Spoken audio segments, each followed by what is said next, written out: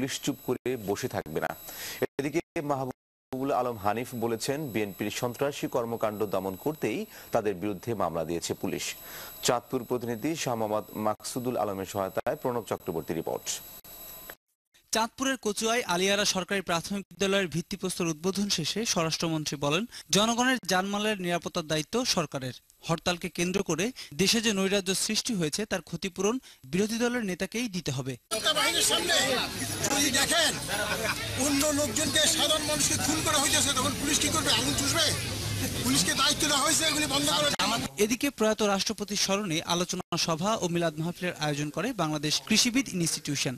এ সময় রাষ্ট্রপতি জিল্লুর রহমানের আদর্শকে সামনে রেখে রাজনীতির আহ্বান জানিয়ে বিরোধী দলের সমালোচনায় হানিফ বলেন, জনগণের জানমাল রক্ষায় নাশকতাকারীদের দমন করছে প্রশাসন।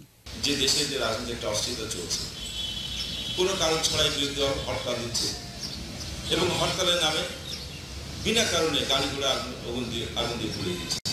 কারণ এটা তো কোনো রাজনৈতিক কর্মসূচি হতে পারে না, এটা সন্ত্রাসী কর্মকাণ্ড। এই সন্ত্রাসী কর্মকাণ্ডকে বন্ধ করার জন্য সরকার আইনানুগ ব্যবস্থা নেওয়ার জন্য যারা গাড়ি পেয়েছে তাদের বিরুদ্ধে মামলা নিয়েছে।